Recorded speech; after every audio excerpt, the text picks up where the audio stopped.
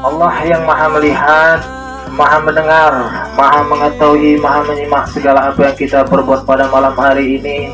Semoga Allah golongkan kita ke dalam golongan orang-orang yang beriman, yang senantiasa beriman, bergaris lurus, sejajar lurus dengan barisan para rasul dan para pesoleh terdahulu. Amin ya rabbal alamin. Saudara-saudaraku yang dirahmati Allah, namanya juga belajar. Mungkin terkadang belajarnya sudah terlalu lama, bisa jadi ilmu yang lama pun sudah terlupakan. Mudah-mudahan sebagai pengingat kembali, apalagi yang kira-kira sudah mengetahui ilmunya, bisa kembali dikaji ulang.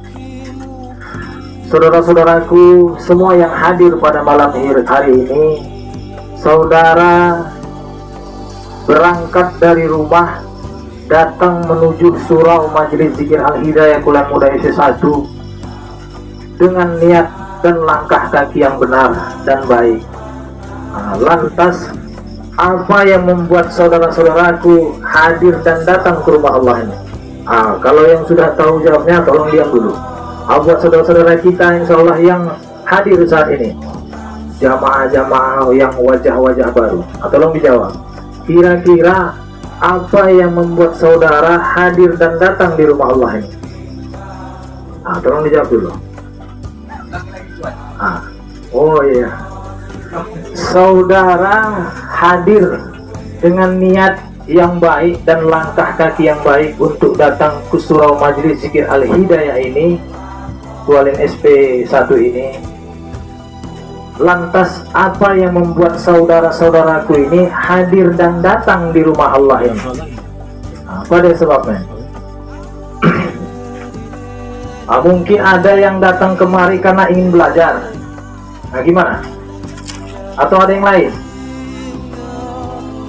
Apa? Yang pertama, Tuan Maulana karena mendekatkan diri kepada Allah Subhanahu. Alhamdulillah. Salah satunya, mungkin bisa jadi ada yang pindah ngumpul, atau mungkin yang sedang sakit ingin berobat, ya kan? Atau yang sedang punya masalah ingin cepat selesai masalahnya, atau bisa jadi kalau dulu ada jamaah legend namanya, yang susah dalam keadaan susah, pingin kaya, ada. Janganlah melirik ke sana, udah cukup dalam hati. Nah, lantas yang membuat saudara-saudaraku hadir dan datang ke rumah Allah ini dikarenakan lahirnya rasa cinta dari dalam diri. Itu dia yang sebenarnya. Karena hadirnya rasa cinta dari dalam diri kepada Allah. Awalnya tujuan memang. Awalnya tujuan. Ada yang ingin belajar, ada yang sedang sakit ingin berobat. Itu awalnya. Tapi untuk hadirnya rasa cinta dari dalam diri itu perlu namanya dididik hati. Apa didikannya? Ini dia, zikrullah, zikir mengingat Allah. Makanya kenapa ada jamaah baru datang lantas diterapi. Setelah diterapi dia disuruh zikir, sholat tobat dahulu, zikir dan istighfar, siap istighfar dia, sholat hajat. Kemudian dia puji Allah, puja Allah, dikasih amalan lagi. Nah itu dia. Jadi takkanlah mungkin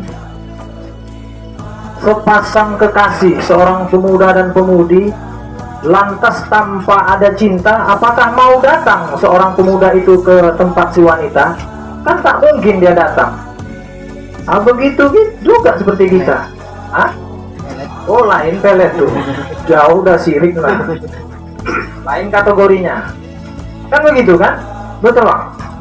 Kan tak mungkin kan, abang mau datang, kalau sambil lah dulu, mau datang ke tempat sang kekasih Juli tanpa ada rasa cinta, tak akan mungkin datang dari Medan sampai ke Siantas. Jauh, pelosok betul. Tak mungkin, tapi karena hadirnya rasa cinta dari dalam diri, aku tempuh jarak perjalanan 4 jam. Pakai kereta, nyasar pula lagi. Kenapa? Terbayang wajah dan namanya itu. Oh, Juli. Nyasar sampai Batubara. Orang mau ke Siantar lari ke kiri awak. Muara ke 50, saya ingat aku bilang. Inilah kalau udah cinta itu, lupa diri namanya. Begitu juga saudara-saudaraku ini di sini. Kalau sudah saking cintanya, dibantainya macam cemregar tuh. Tak tahu waktu dia. Sampai orang jatuh cinta. Kalau jatuh cinta dia tak open. Mau jam berapa datang? Hujan di pantainya. Awak dulu saking cinta, banjir segini awak datangi. Bini awak bilang stres, katanya. Nggak tahu dia jatuh cinta kan gitu. Begitu juga nih Khotib Al-Amin, begitu juga. Setiap malam tiada henti. Kenapa? Karena sudah jatuh cinta. Nah, jadi kalau saudara-saudaraku hadir datang ke surau, lantas surau sunyi, kita sendiri jangan heran. Tandanya sang kekasih sudah apa ya? Respon. Ayolah kemari berdua kita bercinta katanya. Itu. Jangan pula nanti nggak ada orang di surau berbagai. Itu udah ketahuan, tandanya nggak lillahi ta'ala, sedang nggak pacaran, menuhankan makhluk dia. Tapi kalau dia sedang jatuh cinta kepada Allah, mau sendiri dia datang ke surau, ada tak ada orang, duduk deh. Kita aja kalau pacaran, lagi berdua asik nggak? Asik lah. Itulah dia kalau zikir tuh kok dapat tujuan. Oh Allah, dipujanya kekasih awak. Juli kau cantik. Kalau awak subhanallah, maha suci Allah. Kita puji Allah di situ. Iya kan? Itu dia. Makanya kita yang hadir kemari ini, hadir rasa cinta dalam diri. Jadi untuk menghadirkannya perlu dididik. Cara mendidiknya nih dia, bersurau. Makanya para tuan-tuan guru kita yang sudah lama di sini, bisa tanpa didik kita udah tahu mana nantinya yang benar kepada Allah. Dia tak pakai hitung-hitungan itu nanti datang, digasnya saja.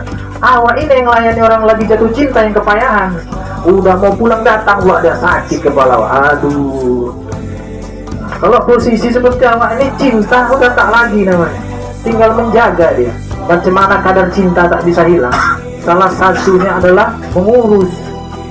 Itu dia. Orang kalau sudah jatuh cinta sang kekasih, apa yang dia minta? Buktikan bang cintamu, katanya. Jadi kalau Allah itu minta, udah lama kau puji aku, bukti cintamu mana bang, katanya. Begitu.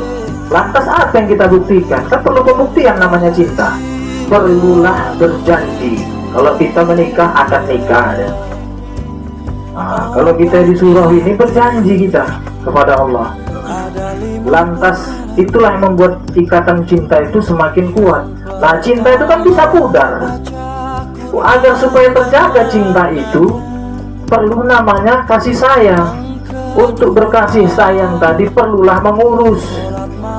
Apa yang diurus itu? Kalau orang sudah menikah, lantas kan ada yang diurus dia. Anak, kan gitu kalau sudah ada anak. Nah, kalau di surau apa?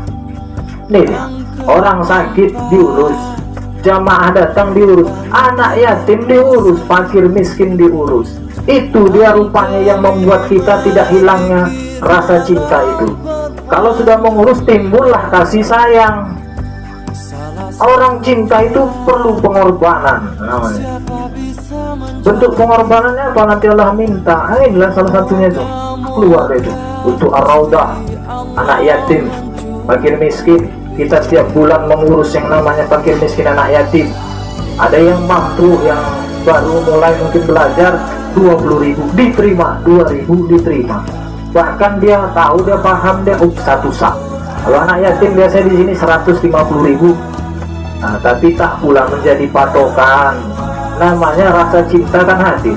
Awak dulu sama Siti tuh, Siti Mutmainah. Dia gini pandai dia tuh, dibuktiin bukti cinta ya kan. Bang kemarilah, udah lagi kosong rumah katanya, bisa berdua gitu ya. Tapi jangan kau lupa bakso katanya. Dia minta 1 bungkus saya bakso. Tapi karena saking cintanya, dia pun tahu. Dia pengen bukti pengorbanan anak seperti apa. pulang tak lah itu, Medan ke Siantar, beli bakso lagi, awalnya 1 dia minta, dia beli 5. Padahal tahunya dia itu tak akan temakan dia itu 5 bungkus itu bakso itu. Tapi begitulah karena hadirnya rasa cinta tadi, betul-betul jatuh cinta. Nah, ini dia pengorbanannya. Cinta itu butuh pengorbanan, waktu, tenaga, harta, pikiran, semua. Bahkan yang kalau jago bongahnya, jiwa dan pikiran jiwaku untuk mudik katanya, ya kan? Aku ingin selamanya untuk engkau kan. Nah itu dia. Jadi nggak heran kalau ada saudara-saudaraku nantinya di surau ini yang baru datang, bahkan yang sudah lama tak hadir, kemudian hadir, ya karena itu, karena hadirnya rasa cinta dari dalam dirinya, karena Allah.